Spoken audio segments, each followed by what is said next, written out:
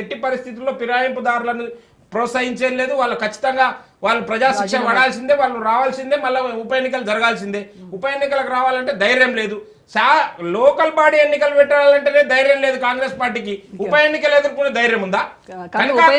ఉప ఎన్నికలు వస్తాయని కేటీఆర్ చెప్తూనే ఉన్నారు. 10 స్థానాల్లో ఉప ఎన్నికలు రాబోతున్నాయి. Right, okay. రాజయ్య గారితో మాట. రాజయ్య గారు, పార్టీ ఫిరాయించినటువంటి ఎమ్మెల్యేల వల్లనే అసలు కాంగ్రెస్ ప్రభుత్వంలో ఈ కల్లోల వాళ్ళే కారణమయ్యారు. దాని సమాధానం నేను చెప్పాలి. చెప్పండి. ఒక మాట ఏంటంటే, నేను కంపారిటివ్ స్టేట్మెంట్ ఇచ్చిన అంటే అవినీతిని కొంతవరకు సహిస్తారు కానీ అహంకారాన్ని సహించండి. దానికి మోడీ గారు కూడా కట్టుబడున్నాయి. ఎందుకంటే మోడీ గారు 3 మాటలు మాట్లాడండి ఎలక్షన్లో. నేను అప్పుడన్నా శిఖరాగ్రానికి చేరుకున్న వాళ్ళు పతనమే ఉంటది. అప్పటికే 303 సీట్లు బీజేపీకి ఉన్నాయి, సొంతంగా 53 సీట్లు అంటే 50 సీట్లు మిత్రపక్షాలకు ఉన్నాయి. అబ్కా బార్ 400 అన్నారు, అది కూడా అహంకారంతోనే అనుకున్నాను.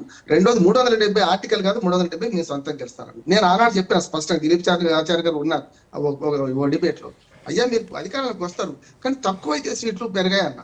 అట్లాగే మోడీ గ్యారంటీ అన్నారు మోడీ గారు, అది కరెక్ట్ కాదంటున్నారు. మోడీ గ్యారంటీ అనొద్దు. దిలీప్ ఆచార్య గారు మాట్లాడవచ్చు, నేను మాట్లాడచ్చు, ఇంకొకరు మాట్లాడచ్చు. మనకు తానే మోడీ గ్యారంటీ అనడం వల్ల ఇది కష్టం అన్న. అందుకనే 2 సార్లు అధికారంలోకి వచ్చి 3వ అధికారంలో వస్తారని చెప్పుకుంటేనే ఇది పోవద్దు. అబ్కా బార్ 400 అనేది 175 మైనాట్ అంటే ఏమైంది? జగన్మోహన్ రెడ్డికి కరు కలిసి వాత పెట్టిండ్రు. ఇక్కడ కూడా సర్కారు 100 అంటే నేను ముగ్గురిని ఉద్దేశించంటే మీరు దాన్ని విమర్శనాత్మకంగా అనలేదు రామ్మోహన్ గారు, పెద్దలు మీరు. నేను అట్లా ఏమనలేదు. నేను ఏమన్నానంటే ప్రధానమంత్రి గారు ఎన్నడూ కూడా అహంకారపూరితంగా ప్రవర్తించలేదు అని చెప్తా ఉన్నాను. అంటే ఇప్పుడు ఎగ్జాంపుల్ అవే చెప్పారు.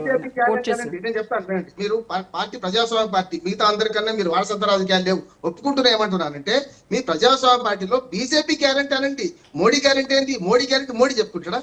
ఎవరి కాళ్ళకి వాళ్ళే మొక్కుకొని వాళ్ళు దీర్ఘాయుష్మాన్ భవ అనుకుంటారా? అది నేను విమర్శించిన, అంతే తప్ప మోడీ అవినీతి చేస్తున్నాను నేను మిమ్మల్ని కూడా అట్లా క్వశ్చన్ చేయలేదు. అహంకారం అనేది లేదండి, మేము నిజాయితీగా ఉన్నాం, మా పాలన చూసి మళ్ళీ ఓటేయండి, అందుకని మా గ్యారంటీ అని చెప్తా ఉన్నాడు. అంతకు తప్ప ఇంకా వేరే రకంగా మాట్లాడలేదు. ఇప్పుడు 42% రేవంత్ రెడ్డి గారు చెప్పిండ్రు అమలు చేస్తామనే మాట, షెడ్యూల్ పెడతాము. ఒకవేళ అలా జరిగిన పక్షంలో ఉదాహరణ ఇప్పుడు నేను చెప్పిన కదా మేడం, ఇప్పుడు ఏమంటున్నా ఒక్కటే మాట విను. అది ఇప్పుడు జరుగుతున్నా చెప్తున్నా. మీరు ఈటల రాజేందర్ గారికి ఎంపీ టికెట్ మీరు ఇచ్చారు, అది రిజర్వేషన్ ఉందా? మల్కాజ్గిరి ఏమన్నా బీసీ రిజర్వేషన్ సీటా? ఎందుకు ఇచ్చారు?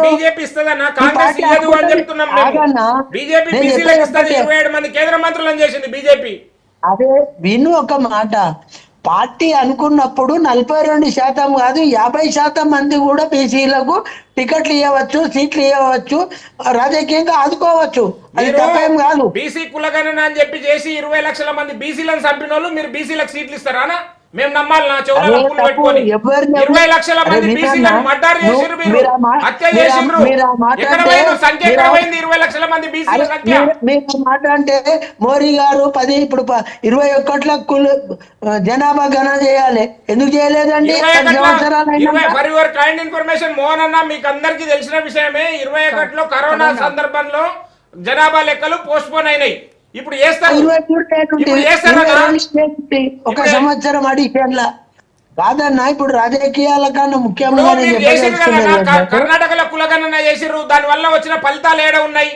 ఇవాళ నిన్న తెలంగాణలో చేసిర్రు కదా, ఎందుకు అసెంబ్లీలో తీర్మానం చేయలేదు? ఎందుకు వచ్చిన రిపోర్ట్ ను టేబుల్ చేయలేదు? మీరు అడిగిరు కదా, టిఆర్ఎస్ చేసింది ఎందుకు ఆ రిపోర్ట్ టేబుల్ చేయలేదు అని చెప్పి. మరి మీరు చేసి ఏం చేసిర్రు? మీరెందుకు టేబుల్ చేయలేదు నిన్న అసెంబ్లీలో? మాకెందుకు అందుబాటులో పెట్టలేదు? మా కులం ఎంత ఉందో చెప్పలేదు ఎందుకు? మీరు 2011 ఏమో శాంక్టిటీగా తీసుకుంటారు, ఏది వర్గీకరణకు, ఎస్సీ వర్గీకరణకు. బీసీలకేమో ఇప్పుడు చేసింది తీసుకుంటారు. మరి ఇప్పుడు చేసింది అంత శాంక్టిటీ ఉంటే మీరు ఎస్సీ వర్గీకరణ కూడా ఏదే తీసుకోవాలి కదా? 2011 జనాభా లెక్కలు ఎందుకు తీసుకుంటారు? ఎస్సీ వర్గీకరణ అనేది దేశవ్యాప్తంగా షెడ్యూల్డ్ అంటేనే అది ఒక చట్టంలో మీకు తెలియదు ఏమున్నది, కేంద్ర ప్రభుత్వం ఆధీనంలో జరిగేది. ఎస్సీ ఎస్టీ అనేది ఒక షెడ్యూల్డ్ క్యాస్ట్, షెడ్యూల్డ్ ట్రైబ్. అది షెడ్యూల్డ్ పట్టికలో ఉన్న కులాల గురించి మాట్లాడుతున్నాం. ఈడ బీసీల కులగణన లేటెస్ట్ గా చేసింది అనేది. అరే అప్పుడు 56 ఉండొచ్చు, ఇప్పుడు 40 ఉండొచ్చు, రేపు 70 అవుతుంది కావచ్చు. మనం దాన్ని దృష్టిలో పెట్టుకొని మాట్లాడాలి తప్ప లేదో 42% లేరు, మీరు 42% ఉంటే ఇస్తారా అని అంటే ఆ, మీరు తప్ప విచిత్రమైన విషయం ఏంటంటే, రోజా గారు, చెప్పింది. చాలా విచిత్రమైన విషయం ఏంటంటే బీసీ కులగణన అని చెప్పి ఎక్కడ రాజ్యాంగంలో షెడ్యూల్లో లేకుంటే డిక్షనరీలో లేని పదాన్ని తీసుకొని వచ్చిర్రు. బీసీలంట, హిందూ బీసీలంట, ముస్లిం బీసీలంట. ఇదేందన్న పంచాయతీ? మీరు మీరు ఇంతగానం మీరు ఇంతగానం మదనం చేసి అమృతం తీసుకొని వస్తామంటే విషం తీసుకొని వస్తారా బీసీలకి? ఏంది హిందూ బీసీలేంది, ముస్లిం బీసీలేంది? మంచి సముద్రాన్ని అప్పుడు దేవతలు మదనం చేస్తే, రాక్షసులు మదనం చేస్తే మొదలు విషయం వచ్చింది, తర్వాత అమృతం వచ్చిందని దానిలో మీరు చెప్పారు. కానీ ఇది అమృతమే వస్తుంది. ఎట్లా అమృతం కాంగ్రెస్ వస్తుందన్న? పార్టీ తప్పక ఎట్లా అమృతం వస్తుంది?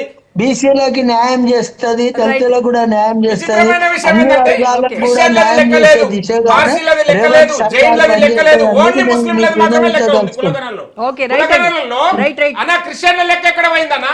జైన్ల లెక్క ఎక్కడ పోయిందన్నా? పార్సీల లెక్క ఎక్కడ పోయిందన్నా? ఓన్లీ ముస్లింలు ఎందుకు కనిపిస్తున్నారన్నా మీకు? ముస్లింల లెక్కనే ఎందుకు వస్తుందన్నా? దాంట్లో కూడా మళ్ళీ బీసీ ముస్లింలు ఎందుకు వచ్చిరన్నా? రైట్, అంటే ఓకే. ఇప్పుడు లద్దాఖ్ ఒక్క పైన నిమిషం ఒక ఇంకా క్యాస్ట్ మోహన్ గారు, ముస్లిం మనకి టైం లేదు. ఒక్క నిమిషం. బీసీ సర్టిఫికేట్ తీసుకొని అప్లై చేసుకుంటారు ఉద్యోగాలకు కానీ, దీనికి కానీ, Right. దానికి కానీ. Okay. ముస్లిం అని తీసుకోరాలి. రాజయ్య గారు, లద్దాఖ్ బీసీల రిజర్వేషన్ దిలీపాచారి గారు, ఒక్క నిమిషం ఆగండి. కాబట్టి నేనేమంటున్నా అంటే ఏ ప్రభుత్వం ఉన్నా ప్రభుత్వ ప్రాతిపాదిక జనాభా ఉంటది అనేది దయచేసి గమనించమని చెప్తాం. మాట్లాడడానికి ఆడ ఓకే, సబ్జెక్ట్ మోహన్ గారు ఒక్క నిమిషం. సబ్జెక్ట్ లేకపోవడం రాజానా ఒక్క నిమిషం, మోహన్ గారు. ఏమైంది, ఎంతమందికి ఇచ్చారు? నిజంగా దళిత బంధు అమలు అయిందా? 3 ఎకరాల భూమి ఇచ్చిండా? వాళ్ళు దళిత అమలు ముఖ్యమంత్రి చేయలేదనే ఇచ్చిండా? కదా మీకు ఇచ్చారు అధికారం. అంటున్నాడు, ఇచ్చిండా? అది చేయలేదు కాబట్టి ఇక అది అది కాబట్టి అధికారానికి ఇచ్చింది. రాజకీయాలు మాట్లాడతలేదు. నేను ఉన్నది ఓన్లీ మోహన్ గారు, ఇందాక నుంచి మీరు మోహన్ గారు అడిగితే నేను చెప్పిన. మోహన్ గారు, మీరు ఇందాక నుంచి బీఆర్ఎస్ అవి చేయలేదు ఇవి చేయలేదు అంటే వాళ్ళు చేయలేదనే కదా మీకు ఇచ్చింది మరి అధికారం. అంటే మేము ఒప్పుకునే చేస్తున్నాం కదమ్మా. మేము మాట ఇచ్చిన ప్రకారం 6 గ్యారంటీలు అమలు జరుగుతా ఉంది. ఓటెన్ కోటి అన్ని జరుగుతా తప్పక కాంగ్రెస్ పార్టీ ఇచ్చిన మాట కట్టుబడి ప్రతి పథకం అమలు చేస్తారు. Okay, ఇందులో right, ఏమాత్రం right. ఉండదు. కాకపోతే ఇప్పుడున్న పరిస్థితులలో నిధుల కొరత ఉంది కాబట్టి వినండి, మోహన్ గారు, ఒక్క నిమిషం, అవసరం ఉన్నది. వినండి. ఇప్పుడు మాలకొండూరుకు పోయి కాంగ్రెస్ చేసే అభివృద్ధి సంక్షేమ కార్యక్రమాలు ఊరూరికి తిరిగి చెప్పన్నా తప్పకుండా మీకు మేలు జరగాలని కోరుకుంటున్నాం. థ్యాంక్ యూ అన్న. నేను కూడా మీ స్టేషన్ వచ్చి పార్టీ చెప్తాను. ఫిరాయించినటువంటి ఎమ్మెల్యేలు మీ పార్టీ నుంచి కాంగ్రెస్ లోకి వెళ్ళడం వల్లే అసలు అక్కడ కాంగ్రెస్ కల్లోలో రేపడానికి వాళ్లే రీజన్ అనేది ఒక వాదన. అంటే ఇప్పుడు పార్టీ ఫిరాయింపు చట్టాన్ని తీసుకొచ్చింది రాజీవ్ గాంధీ గారు 1985లో వారు తీసుకొచ్చారు. దాంట్లో కొన్ని మార్పులు చేసి ఇప్పుడు పగడ్బందీగా ఇవ్వాలనే ఉద్దేశంతో అందరు కూడా ఈ పార్టీ ఫిరాయింపుల దాని మీద మేనిఫెస్టోలు కూడా పెట్టడం రాహుల్ గాంధీ గారు. తర్వాత ఇంకో అడుగు ముందుకేసి రేవంత్ రెడ్డి గారు అయితే పార్టీ మారేది ఉంటే రాళ్లతో కొట్టి చంపండి, అందులో నేనే ముందు వరుసలో ఉంటానని కూడా చెప్పడం జరిగింది. ఎందుకంటే ఆయనకు అధికారానికి వస్తే ఆయన లేకుండా మళ్ళీ మా వాళ్ళు ఎక్కడ పోతారనే ఉద్దేశంతో అప్పుడు అట్లా మాట్లాడండి. ఇప్పుడేమో గేట్లు తెరిచి అందరు నాకు గేట్లు తెరిస్తే మొత్తం అక్కడ ఎవరు ఉండరు, అందరు మా దాంట్లోకి వస్తారని తెలిసింది. సో యూజువల్గా ఏంటంటే ప్రజాస్వామ్యంలో ఎవరు ఏ పార్టీ అయినా మారవచ్చు. ఎప్పుడైతే ఆ పార్టీ నచ్చలేదో, పార్టీ నాయకత్వం నచ్చలేదో, పార్టీ విధి విధానాలు నచ్చకపోతే ఆ పార్టీ ప్రాథమిక సభ్యత్వానికి రాజీనామా చేయాలి. ఆ పార్టీ ద్వారా సంక్రమించిన ఎమ్మెల్యే, ఎంపీ, ఎమ్మెల్సీ ఏదైనా కావచ్చు దానికి రాజీనామా చేసి నీ ఇష్టం ఉన్న పార్టీలోకి పోవచ్చు. ప్రజాస్వామ్యం కల్పించిన హక్కు. కానీ ఇక్కడ ఏం జరిగింది, మొత్తము ఏదో అంటారు కదా, పెళ్లి చేసుకొని తాళి కట్టించుకొని పిల్లలు కానీ ఇక్కడ ఉండి కాంగ్రెస్లోనికి మారుమానం పోవడం అంటే ఏముండదు. అక్కడ తాళి కట్టడం ఉండదు, అక్కడ పిల్లలు కానీ ఏముండదు. అంటే కాంగ్రెస్ నుంచి మీ పార్టీలోకి వచ్చినప్పుడు అప్పుడు ఏంటి అంటే నో అప్పుడు 2/3 మెజారిటీ ఆఫ్ ద ఎమ్మెల్యేలు అందరూ గ్రూప్ ఏర్పడి అది రాజ్యాంగం కల్పించిన హక్కు. అది రాజ్యాంగం కల్పించిన హక్కు. 2/3 అయితే అయిన తర్వాత ఏంటంటే ఆ రకంగా వాళ్ళు అప్పుడు టీడీపీ వాళ్ళు కానీ కాంగ్రెస్ వాళ్ళు కానీ ఆ విధంగా వచ్చారు. ఎక్కడ కూడా కేసీఆర్ గారు పోయి కండువ కప్పడమో ఇంటికి పోయి బతులాడమో అట్లాంటి కార్యక్రమం చేయాలి. రేవంత్ రెడ్డి స్వయంగా నాది ఎప్పుడు కూలిపోతుందని భయంతో ఆగమాగం ఒక్కొక్కరు ఇంటికి పోయి కండువలు కప్పుడు రంగు మార్చినట్టు కనబడు, ఊరికే టీవీలలో కనిపించడు ఈ కార్యక్రమం చేసి ఇప్పుడు మొత్తము ఇప్పుడు అసలు కాడికి వచ్చే వరకు మళ్ళా కొన్ని రోజులేమో స్టే కావాలని తిరిగి ఇక్కడ హైకోర్టులో, ఇప్పుడు కేంద్రం నుంచి వెళ్ళి సుప్రీంకోర్టు అల్టిమేట్గా సుప్రీంకోర్టు ఈజ్ అల్టిమేట్. మణిపూర్లో కానీ తర్వాత హిమాచల్ ప్రదేశ్లో కానీ ఢిల్లీలో కానీ ఇది మధ్యప్రదేశ్లో కానీ ఇప్పటికే 4 తీర్పులు వచ్చినాయి. సో 3 నెలల్లో కనుక స్పీకర్ నిర్ణయం తీసుకోకపోతే సుప్రీంకోర్టు ఏదైనా చేయడానికి అవకాశం ఉంటుంది. కాబట్టి తప్పకుండా రేపు రాబోయే రోజుల్లో తప్పకుండా ఎవరైతే ఈ 10 మంది మీద తప్పకుండా వేడుపడే అవకాశం ఉన్నది, తప్పించుకునే పరిస్థితి లేదు. ఒకవేళ కనుక మేము అభివృద్ధి కోసమే పోయినాము, మార్పు కోసమే పోయినాము అనుకుంటే ఇప్పటికైనా చిత్తశుద్ధి ఉండేదంటే, మోరల్ వాల్యూస్ ఉండేదంటే, ప్రజాస్వామ్యం మీద గౌరవం ఉంటే, రాజ్యాంగం మీద గౌరవం ఉండేదంటే వెంటనే ప్రాథమిక సభ్యతని ఎమ్మెల్యే పదవికి రాజీనామా చేసి ఎలక్షన్లో పోయి నువ్వు ఏ పార్టీకి పోయినావు, ఆ పార్టీ ఎంత గొప్పదో చెప్పి నువ్వు గెలిస్తే ప్రజలు హర్షిస్తారు, లేకపోతే తప్పకుండా ప్రజలు గుణమట్టం చెప్తారు. అయితే ఇంకొక వెర్షన్ ఏంటంటే వెళ్ళిపోయినటువంటి ఎమ్మెల్యేలు ఎవరైతే ఉన్నారో వాళ్ళు అక్కడ పార్టీలో ఇమ్మడలేక అదే నేను వచ్చిన పార్టీనే మంచిగా ఉంది కదా అని ఇన్ కేసు వాళ్ళు వెనక్కి ఆలోచించుకొని పునరాలోచించుకొని వెనక్కి వస్తే మీరు స్వాగతిస్తారు. స్వాగతించని చెప్తున్నారు కదా, ఎందుకంటే కేసీఆర్ కానీ కేటీఆర్ కానీ చాలా స్ట్రిక్ట్గా ఉన్నారు. ఎందుకంటే సరి అయిన సమయంలో వారు నమ్మక ద్రోహం చేసి పోయిండ్రు కాబట్టి. ఇక మా కడియం శ్రేయర్ ఎంత పెద్ద నమ్మక ద్రోహం అంటే మా పచ్చిగా అది నిజాలు చెప్తున్నాను. కడియం శ్రేయర్ అనే వ్యక్తి ముందు బ్లాక్మెయిల్ చేసి ఎమ్మెల్యే టికెట్ తీసుకున్నాడు. ఎందుకంటే నేను నా బిడ్డ కాంగ్రెస్లోకి పోతాం, నాకు టికెట్ ఇవ్వకపోతే అని చెప్పేసి మొదటి 10 స్థానాల్లో గెలిచిందంటే గన్పూర్ నియోజకవర్గం ఉంటే నేను ఎట్టి పరిస్థితుల్లో ఒకవేళ మళ్ళీ రాజయ్యకే ఇస్తారు, వరుసగా ఆయనకే ఇస్తారు. మేమిద్దరం నేనే సీనియరు, 2014 ఆయనకి ఇచ్చిండ్రు, 18 ఆయనకి ఇచ్చిండ్రు, ఇప్పుడు కూడా ఆయనకి ఇస్తారు. మళ్ళీ మీరు ఆయనకి ఇస్తే ఇచ్చుకొని నేను మాత్రం కాంగ్రెస్ పోతా అంటే బీఆర్ఎస్ పార్టీలో అన్నీ అనుభవించి ఎంపీ 2 సార్లు ఎమ్మెల్సీ డిప్యూటీ సీఎం మళ్ళీ ఎమ్మెల్యే అనుభవించి పోయిండు, ఎమ్మెల్యే గెలిచిండు. మళ్ళీ బిడ్డకు కూడా కావాలని మొత్తము 13,000 ఓట్లు మొత్తం తెలంగాణ మొత్తంలో, వరంగల్తో ఓన్లీ 400 ఓట్లు మొత్తం మాజీ సమావేశం అయిపోయింది. అంటే ఏంటంటే విషయం ఏంటంటే ఇద్దరికి ఇచ్చిన తర్వాత పార్టీ ఫండ్ తీసుకొని బీఫామ్ తీసుకొని తెల్లారి వరకే ఇంటి దొంగ వాసాలు లెక్కబెట్టి వెళ్ళిపోయినట్టు అట్లా నమ్మక ద్రోహానికి పరాకాష్ట కడియం శ్రేయర్ గారు. అలాంటి వాళ్ళని మళ్ళీ వెనకకి ఎట్లా తీసుకుంటారో తీసుకోవడానికి అవకాశం లేదు.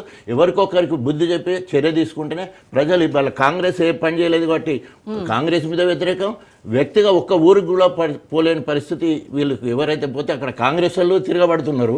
ఎందుకంటే మేము నేను ఓడగొట్టాలనుకున్నా మా దాంట్లోకి ఎట్లా వచ్చిందని 10 నియోజకవర్గాల ఎక్కడ చూసినా కూడా యాదయ్య దగ్గర కావచ్చు, తర్వాత మొన్న మైపాల్ రెడ్డి దగ్గర కావచ్చు, ప్రతి దగ్గర కూడా పరిస్థితి గర్కన్నా ఘాట్కా మొత్తం 2 చెడ్డ రేవడి అంటే 2 చెడ్డ రేవడి వాళ్ళు. ఎందుకంటే వాళ్ళు ఇప్పుడు మా గన్పూర్ విషయానికి వస్తే గెలిపించిన వాళ్ళు బీఆర్ఎస్ వాళ్ళు.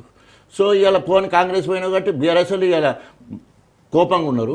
కాంగ్రెస్ మా దాంట్లోకి వస్తావు బిడ్డ, మా ఇందిరా అక్క ఎంతో కష్టపడి 15 ఏళ్ళ నుంచి కాపాడితే మా దగ్గరికి వస్తామని చెప్పేసి వాళ్ళు ఈ రెండింటిలో అయితే ఒక్కరికి డిపాజిట్ లేని పరిస్థితి వాళ్ళ కొట్టొచ్చినట్టు కనబడుతుంది. తప్పకుండా మూల్యం చెల్లించాల్సి ఉంటుంది. గెలవలేదు 100%. అరే కనీసం పార్టీ ప్రభుత్వంగా ఏర్పడడానికి కొన్ని మంచి పనులు చేస్తే ప్రజల్లో పోయి అడగడానికి అవకాశం ఉంటుంది. పోనీ అన్న చెప్పినట్టు ఏమైనా నిధులు పట్టుకొని పోతే మా మోహన్ అన్న చెప్పినట్టు నేను 500 కోట్లు పట్టుకొచ్చినా 300 కోట్లు పట్టుకొచ్చినా పార్టీ మారినందుకు అని చెప్పేసి అధికారంలోకి వెళ్తే 300 కోట్లు పట్టుకొని వచ్చినంటే అదో పద్ధతి ఉంది. మరి ఏం చేస్తాను చెప్పు. ఇప్పుడు అప్పుడు బీఆర్ఎస్ పార్టీలోకి అప్పుడున్న టీడీపీ వాళ్ళు కానీ కాంగ్రెస్ వాళ్ళు వచ్చినప్పుడు 150 కోట్లు ఆ నియోజకవర్గ అభివృద్ధి కోసం ఇచ్చిన సందర్భం ఉన్నాయి. తర్వాత ఇండ్లు ఎక్కువ కేటాయించిన సందర్భాలు ఉన్నాయి, ప్రాజెక్టులు ఇచ్చిన సందర్భాలు ఉన్నాయి. ఆ రకంగా వాడు వచ్చినందుకు అభివృద్ధి అక్కడ జరిగింది. సో ఇప్పుడు అట్లాంటిది ఏం లేదు, చేతులు ఎత్తేసిన కథం అయిపోయింది. రామ్మోహన్ గారు, రేవంత్ లీడర్షిప్ పై ప్రజలకు అసలు నమ్మకం లేదని ఒక పక్క బీఆర్ఎస్ ఆరోపిస్తుంది, కార్యకర్తల్లో కూడా అసలు నమ్మకం కోల్పోయేటువంటి పరిస్థితి వచ్చిందని ఇంకో వర్గం ఆరోపిస్తున్నాడు. అయితే కొన్ని కొంత మనకు సమాచారం ఏంటి అంటే వీళ్ళందరి ఆరోపణలు బేస్ చేసుకొని 5 ఏళ్ల పాటు రేవంత్ సీఎంగా ఉండరు, మధ్యలోనే ఆయన మారిపోతారు, ఆ సీఎం సీట్ని ఇంకొకళ్ళు ఆక్రమిస్తారు అనేటువంటి ఇవి కూడా వస్తున్నటువంటి నేపథ్యంలో అది ఎంతవరకు కరెక్ట్ అంటారు? అవి కరెక్ట్ గా కేసీఆర్ గారు ఇదివరకే అన్నారు చాలా సార్లు, కాంగ్రెస్ ముఖ్యమంత్రులు వరుసకు సంవత్సరాలకు, కాకపోతే దాని నిర్ణయించి ఉన్నారు, సమస్య లేదు. కానీ 2 అసంతృప్తులు ఉన్నాయి. ఒకటేమో 10 ఏళ్ళు అధికారం దూరంగా ఉన్నారు, తెలంగాణ ఇచ్చిన కాంగ్రెస్ ఓడించారు, తెచ్చిన బీఆర్ఎస్ గెలిపించారు. ఈ 10 ఏళ్లలో చాలా మంది ఆవరావరాన్ని ఉన్నారు, పదవి వస్తుందేమో మాకు అని చెప్పి. నిజంగా ఇప్పుడు ఆరేపల్లి మోహన్ గారు ఉన్నారు, చాలా సీనియర్, వారికి ఏదైనా కార్పొరేషన్ అని ఇస్తారు అనుకుంటున్నారు.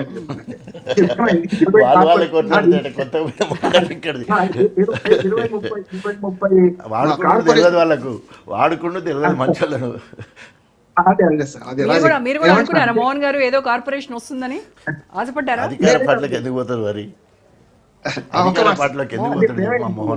రోజే కాదు నేను చెప్తున్నా, ఒక రోజే కాదు 20-30 కార్పొరేషన్లు పెండింగ్ లో పెట్టింది కదా.